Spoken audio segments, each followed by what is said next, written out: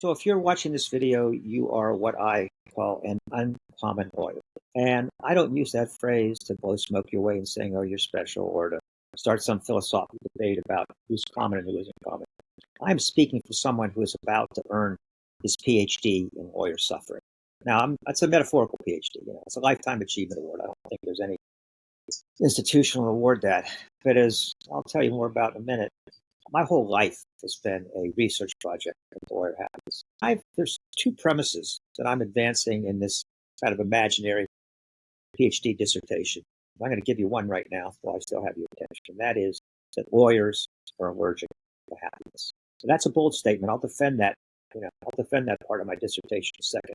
But first, I want to tell you why I'm a credible witness. And in one sense, my whole life has been a research project of lawyer happiness or unhappiness. And I'm not saying when the doctor smacked my butt 72 years ago at St. Margaret's Hospital, the first words out of my mouth were, I wonder why lawyers seem to be so unhappy. But there were milestones. And when I was 25, I moved to West Virginia, opened up a storefront law office in a small town, no money, rag to riches story. And I was just determined to be a success. And 15 years later, before the age of 40, I retired financially secure, my integrity intact. I left behind a law firm that, 48 years later is still going strong. So I was a legal success. And at the same time, I guess you could say, obsessed with happiness. I didn't call it happiness at the time because I had moved to West Virginia to work with this crazy wisdom American Zen master. I lived in his house. I had a cabin out on his farm. And I was just determined not just to be happy as Dave Gold, that in this lifetime, but whatever transcendent spiritual truths or states I could achieve. So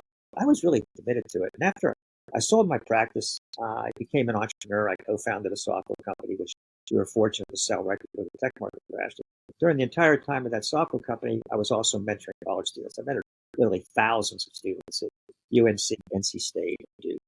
And then moved on to professionals, and I've been doing it ever since. And I learned something really interesting about lawyers, especially in the last 12 months. Where this research project really ramped up because I've been in email contact with thousands of lawyers and spoken with hundreds on the phone or in webinars or as clients.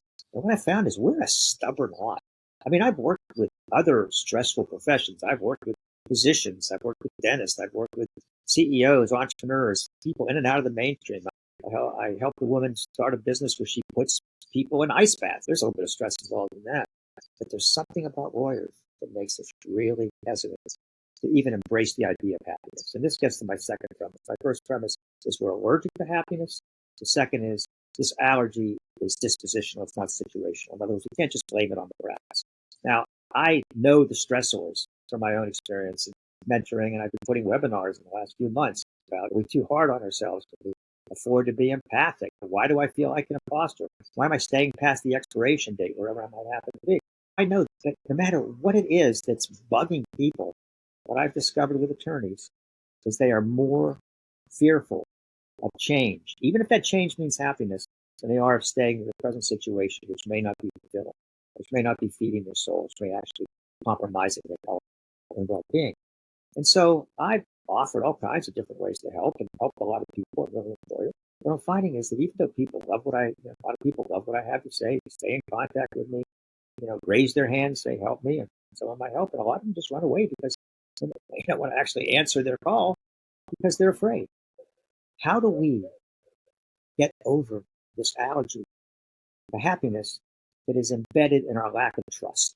So we don't trust life, we don't trust ourselves enough to leave a semi-fulfilling life we have something maybe incredibly fulfilling, especially when there's so many success stories out there. And I've got tons of them in my life and in my client. I found frontal assault doesn't work. One of my friends said, I realized Abrams tanks, armadillos, and attorneys all have one thing in common. They're all armored up. And yeah, we're armored up. So I've, just saying, hey, let me make you happy. No, that's not going to work. You know what works? Stories. We know this from our law practice. We know stories sell. I know this from founding and running a sales company.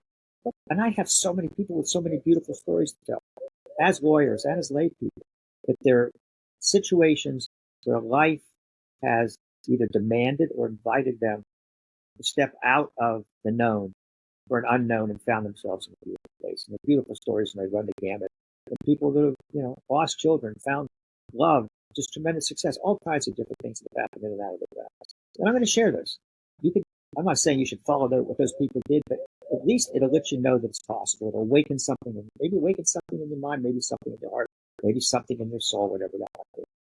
And if something that gets awakened in you and you want to talk with me about doing something, that's great. But more than anything, we're going to be creating forums where people, where you can read these stories, where these stories can be shared, and where you can share your stories as well. So all I'm saying is, let me tell you a good story, and we'll see what happens from there. And if you're watching this again, you're uncommon. Common lawyers, for the most part, are very good. Uncommon lawyers don't want to be lemmings. They want to follow their own path. And I want each of you to follow your own beautiful path to happiness so that you have beautiful stories to tell as well.